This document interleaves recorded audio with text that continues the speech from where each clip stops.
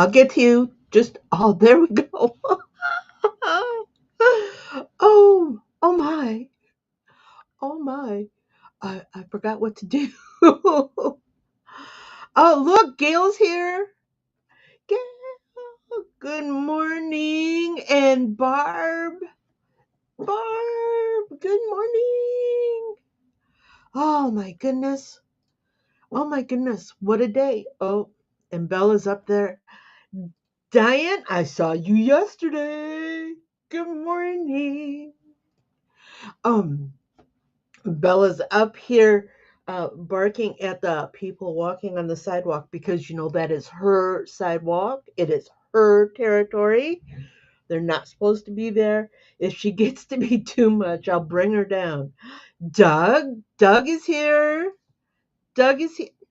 Nikki, I've been following your what are you calling them? Your Stardate uh, uh, daily messages. Oh my God, girl, you should write a book. You could write a book. Oh my goodness. Oh, where are we going today? This was a last minute thing. I'm going to Applique Getaway. Actually, um, I'm going on a little vacation, then Applique Getaway, and then re-vacation, and then traveling back. So I've gotten so much that I'm trying to get done. And, so I'm going to be unavailable for 2 days, Sunday and Monday, but then I can set my computer up for anybody that needs design work done. But yeah, so I've been really pushing this week, and I totally, totally uh, overlooked setting up a project for today. And then, somebody came along and said, "How do they do this?"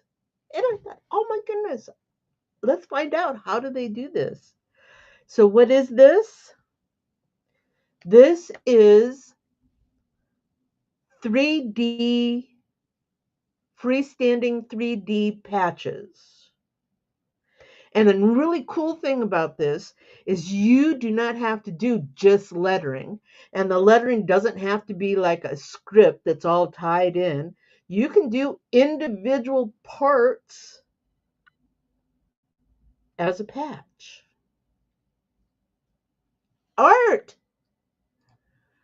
Art, it is so good to see you. Oh, now you get to see some of my secrets. Art is one of my best clients. Um, so here, 3D raised freestanding 3D patches. And here's another thing. Like I said, you don't have to do lettering. Um, and it doesn't have to be connected. This this project, these projects can be design elements. Here's one of my favorite. Let me get there. Let's see. This is one of my favorite sites for 3D. Apex. They have a very, not just fonts, not just 3D fonts, but they have, well, look, this is a daisy. More fonts. Here's a bow. Oh, look, bunny. So cute. But all of these, even these with a fill in the center. Gail's here. Good morning, Gail. Good morning. Good morning. Oh, wait, you can't see me. I'm waving, Gail. I'm waving. But all of these, even these with the fill in the center, can be a 3D freestanding 3D patch. So, how do we do that? Let me get my face up in here. Good morning, Cindy. It's good to see you. Cindy, Cindy, I'll see in person, live and in person, um, next week at Applique Getaway. Okay, so how do we do this? These are these letters are part of a design packet by Victor, Vitor. He's a Brazilian digitizer that is fairly well known in the community. And instead of creating a 3D embroidery design for you myself, I wanted to show you something that was already done. Just like with the Apex and any other site. I mean, any other site that sells 3D design work, you can use that. And that's what I wanted. I wanted to find a stock design so that you can see that it can be done and does not have to be especially made to be a freestanding patch. So what did I do? I did hugs and kisses, hugs and kisses, hugs and kisses. I just pulled in the designs, laid them out, and of course you don't even have to lay them out like this. You can, here, let me just ungroup this. However you want to stitch them. Um, because as individual elements, that was a bit much, huh? As individual elements, you're going to make the best use of your 3D foam, right? Once it's all done, they become separate. You can lay them out any way you want. So, how is this done? We know we have a 3D uh, design element. In this case, X's and O's. One moment, please.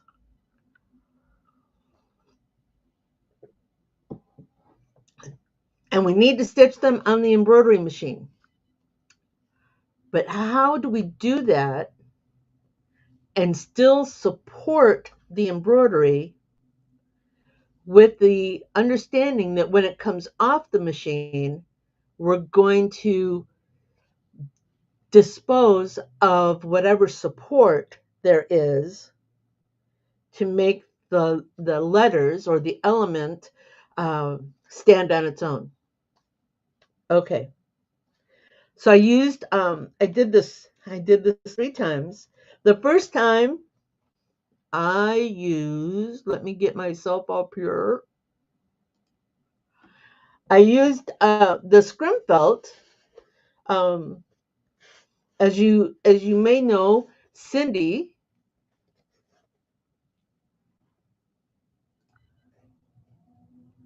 Oh, Cindy, thank you. Cindy's going to Applique Getaway as well, and we're gonna meet up and say hey. And always good to see people live and in person. Anyway, Cindy sent me some scrim felt a while ago, and I used this as a base of one of my 3 stitch outs for my X's and O's. So I did not use a stabilizer with this. This stuff is stiff enough. It'll hold in the hoop just fine without a stabilizer. So I stitched my X's and O's. Yeah, I'm missing a couple here because I've already worked them. And then once they were done, I took them over to the iron, and I should have used the press. You get a better seal when you use the press, but you can use a home iron. I used the iron and applied. Can you see this? Let me see if I can get some reflection going. There you go. And I applied an adhesive backing. In this case, I use Lone Star adhesive. That stuff is amazing. Um, and I applied my. Cindy, you are absolutely right. Cindy mentions that if you heat the felt, it will soften. and become really pliable. But I applied the adhesive to the back, and then I took my handy dandy scissors and I cut out as close to the edge as possible without cutting my thread work, because you cut that thread work, you might as well just start over. But I cut out as close as possible, and then uh, I took a heat source. In this case, I use a spirit lamp with denatured alcohol because it does not have a black smoke to it like some flames. And then I just ran the heat on the edge just to shrink that edge back a little bit more without affecting the threads. And when it was done, I had these. Can you see this? Let's see if I've got something here that I can. Here. See? Yeah. Now the O didn't come out as nicely as I thought it should. I still have some, you probably can't see it, but I still have some felt scrap on the inside. Um, I'm sure with a little more time I could have done a better job. But this, just to let you know, it can be done. Um, let's see what we got here. Okay. So that was easy enough to do. And now these are ready to take over to whatever my project is and heat press those onto the project. Freestanding 3D foam patches. Ta-da! So the next one, good morning, Letty. Letty's here. Good morning. So the next one I wanted to try, because this one here is pretty labor intensive. I mean, it does a great job. They're very firm. They're very strong. I don't see any problem with them holding up. But they were pretty labor intensive. So let's try another one. Set these aside. So my second project, get out of there. Oh no. My second project, did I drop? Oh, I dropped something. No matter. I used water soluble stabilizer. And when I use water soluble, I always use 2 layers. I just pull enough off the roll to fold over, put it in the hoop, and then stitched on the stabilizer. And as most of you know, once you pull it off the machine, and again, I put the adhesive on the back, all right? Then I use my water to, I trim these as close as I could. Not as careful as I did with the scrim felt, but, just enough to minimize the amount of stabilizer that needs to be washed away. And I have to admit the adhesive, and again, I should have used the press. The adhesive did not like the water soluble stabilizer. It didn't want to come off. So this one here also became a little more labor intensive, but it did okay. I need a little trim work here for this adhesive, but just like, I know I had it here just a moment ago. Cat, Did you take it? Oh, there it is. Um, just like with the scrim felt, it looks okay and it's ready. It's ready to apply to whatever project I want to put on there. And like I said, remember, you don't need. Yes, Nicole, you can find Nicole. And hello, Nicole. Nicole, you can find the replay on YouTube. Um, look for uh, on my notification on Facebook, there was a link to YouTube, to the play on YouTube, and you can click that or find Copy and Conversation or Quick to Stitch, um, and find the replay there. Thank you for asking. Cindy wanted to know, when you go to press the 3D, does it smash the foam? And that was my concern also, but it didn't. Now, just like anything polyester, because remember we generally use a polyester thread. The foam is also a polyester product. Um, the scrim felt is a polyester product. They will shrink a little bit, but they will shrink together. All right.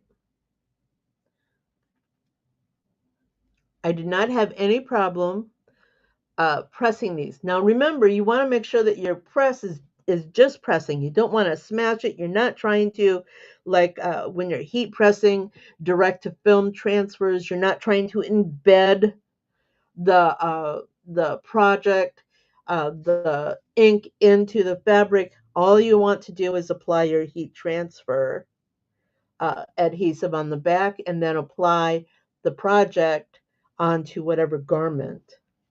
So again, this became a little more labor intensive, but I think it would have been better if I had not put the adhesive on the back, if I had just cleaned them up, let them dry, because water soluble means that your edges are going to be wet, and then pressed the transfer the adhesive to the back.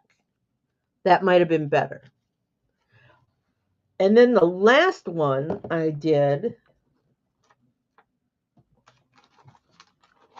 was using, um, it's a film that I got from Madeira. And a lot of people don't necessarily buy the film. They'll use a 10 mil, which means it's a heavier plastic. And that's a plastic you can buy at the hardware store. People use it for like painting drop cloths, um, to cover outside. And 10 mil, it's thicker, so it's going to hold better. Now, when I was using this, and again, just like the water soluble, I used 2 layers.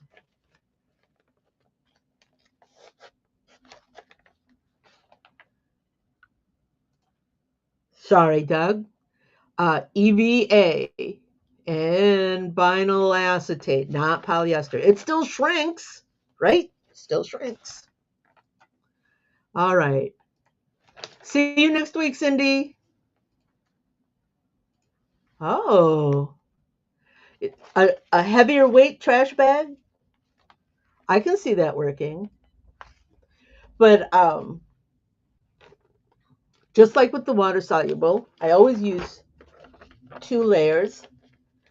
But in this case, what happened is it punched through. Well, we don't want that. So I think if I had used 3 layers, it would not have punched through. The punch through actually caused the stitches to change their location. So my next sample is going to be a little rougher, but it did work really well. There was no labor involved at all. I was able to just punch it right out of the plastic, put the heat transfer, put the adhesive on the back, and then remember, uh, one of the things that you want to do is you want to place these. So what I did was I laid them out on a piece of transfer tape. I usually use the transfer tape for my vinyl cut projects. So I have it available. But I laid them out on the transfer tape, and I use the stuff that has a grid on it, so it helps me make sure everything's in the right place.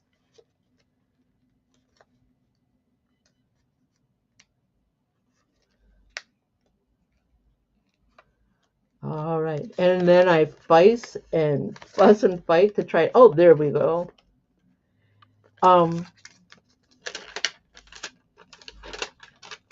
And it allows me to throw everything away.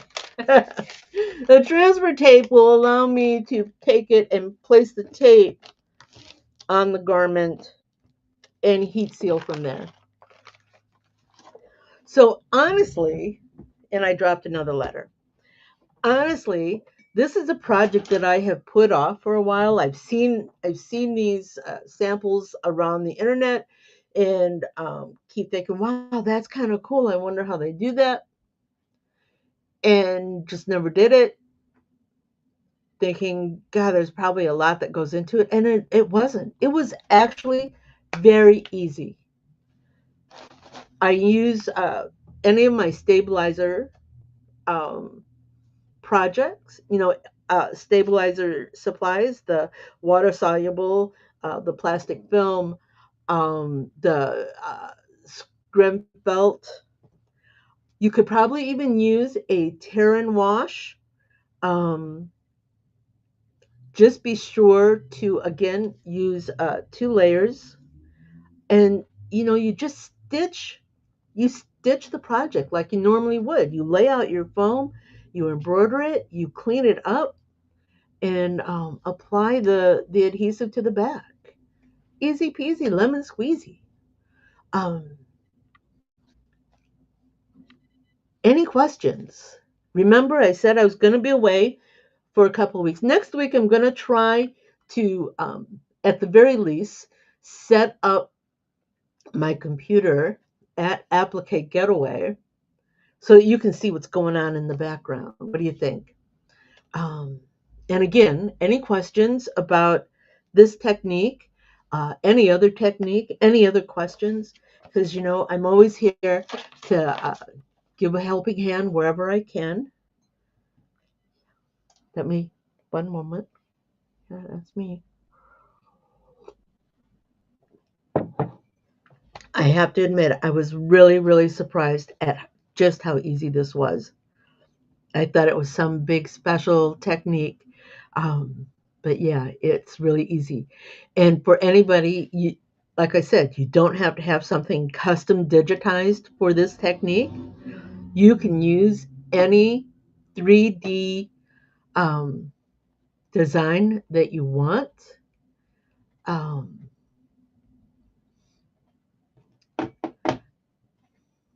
you cannot take, I want to make sure that you understand you need to use a design that is already made for 3D. And that's because when you stitch, the needle actually cuts the foam as it's stitching.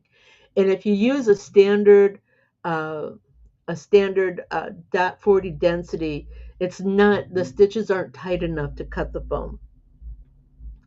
So keep that in mind with your project. So you can't use any design. It needs to be a design made for 3D embroidery, 3D puff embroidery.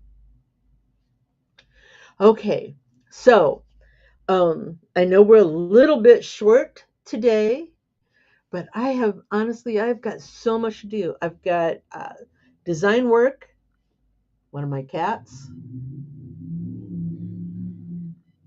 You're welcome, Diane. I have design work I need to finish today, and then I want to mop the floors before I go. And I had to get to the grocery store because my husband insists that I feed him while I'm gone. All right.